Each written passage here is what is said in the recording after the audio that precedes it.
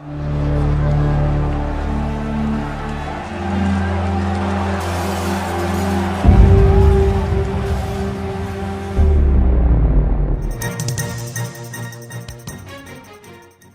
prezidenti Emmanuel Macron və onun həyat yoldaşı Bridget'in şəxsi həyatı ilə bağlı yeni detalların yer aldığı kitab bu ölkənin mediasının gündəmini zəbt edib və İranda da geniş diqqət çəkib. Bu kitab cütlüyün münasibətlərinin gizli tərəflərini araşdırır və iddia edir ki, ötən il rəsmi səfər zamanı onlar arasında baş verən fiziki qarşıdurma və sərt mübahisə Yelisey sarayının iddia etdiyi kimi dostyanə zarafat yox, ciddi qısqanclıq böhranının nəticəsi olub. Bu böhranın mərkəzində isə məşhur İranlı aktrisa Golşifte Fərahani dayanır.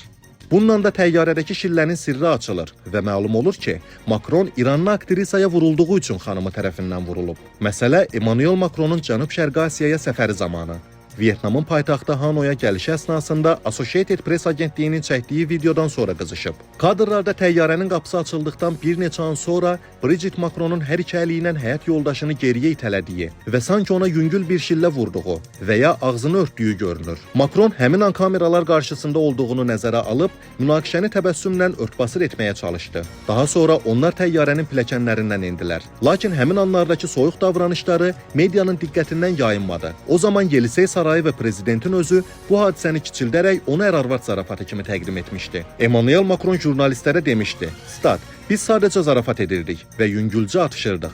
Səmimi bir anı planetar fəlakətə çevirmək lazım deyil. İndi isə ortaya çıxan məqamlar başqa bir hekayənin üstünü açır." Yeni kitabın müəllifi deyir ki, Macronla həyat yoldaşı arasındakı mübahisənin səbəbi Golşifte Fərahanidən prezidentə gələn mesaj olub. Paris Match jurnalının əməkdaşı və 2 gün öncə Fransada yayımlanan Təqribən Mükəmməl bir cütlük kitabının müəllifi Florian Tardif bildirir ki, Yelisey sarayının həmin hadisə ilə bağlı rəsmi versiyası yalan olub. Onun iddiasına görə təyyarənin içində baş verən hadisə tam bir ər-arvad davası səhnəsi idi və qarşıdurmanın səbəbi Bridget Macronun prezidentin mobil telefonunda Golşifte Fərahanidən gələn mesajı görməsi olub. O, RTL radiosuna deyib: "Prezidentin bir neçə ay ərzində Golşifte Fərahaniyə platonik sevgisi, yəni cinsi olmayan münasibəti olub. Mənə deyilən budur və bunu Yelisey sarayında dəfələrlə eşitmişəm." Jurnalist əlavə edib: "Mübadilə olunan mesajlar çox irəli gedib və bu cütlüyə yaxın şəxslər tərəfindən mənə çatdırılıb. Mesajlarda sən çox gözəlsən, səndən çox xoşum gəlir kimi cümlələr yer alıb. Məhz bu məsələ onların arasında gərginlik yaradıb və nəticədə hamının gördüyü həmin səhnə ortaya çıxıb." Kitabda təqdim olunan sənədlərin bir hissəsində Bridget Macronun yaxınlarının sözlərini istinadən bildirilir ki, onu incidən əsas məsələ mesajın məzmunundan çox münasibətin özü olub. Paris Match jurnalının məlumatına görə Emmanuel'la arasında 24 yaş fərqi ilə bağlı həssaslıqlarla daim mübarizə aparan Bridget üçün həyat yoldaşının özündən xeyli gənc bir qadına diqqət göstərməsi onun psixoloji təhlükəsizliyinə ciddi zərbə kimi qəbul edilib. Bridget Macronun yaxın dostlarından biri kitabda yer almış açıqlamasında belə deyir: "Stat, o, özünü silinmə üzrə olan biri kimi görürdü. Özü də özündən çox daha gənc bir qadın tərəfindən. Bu, cütlüyün münasibətlərinin başladığı məktəb illərindən. Yəni Bridget'in ədəbiyyat müəllimi, Emmanuel'in isə onun şagirdi olduğu dövrdən bəri yaş mövzusu daim medianın diqqət mərkəzində olub və bu hadisə də yenidən emosional zəif nöqtə kimi ortaya çıxıb."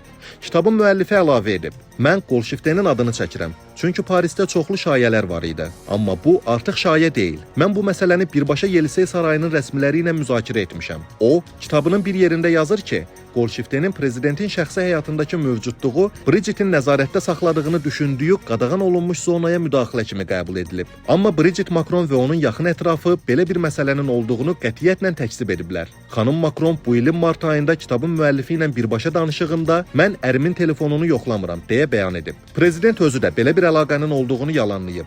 Golşifte Fərahani isə bu iddiaları şayə adlandırıb və deyib: "Mən belə hallarla çox qarşılaşmışam. Məsələ burasındadır ki, bu cür əhvalatlar insanlara maraqlıdır. Düşünürəm ki, bəzi insanlarda sevgi çatışmır və onlar belə romanlar uydurmaqla həmin boşluğu doldurmağa çalışırlar." Qeyd edək ki, bu 42 yaşlı Fərahani ilə bağlı yeganə qalmaqallı olay deyil.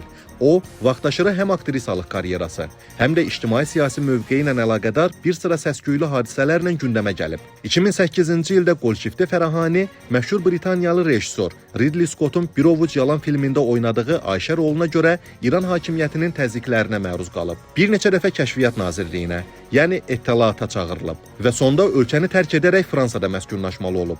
Bununla belə o, ölkəsindəki proseslərə laqeyd qalmayıb. O cümlədən 2022-ci ildə qadın, həyat, azadlıq şüarı ilə baş tutan etiraz hərəkatını dəstəkləyib və İran hakimiyyətini tənqid edib. 2024-cü ildə isə onun barəsində şok effekti yaradan bir fakt üzə çıxıb. Sepahın Quds qüvvələrinin keçmiş komandanı General Qasım Süleymaninin qızı Nərcis Süleymani bir müsahibəsində atasının Qolşiftə Fərahani ilə telefonla danışdığını bildirib.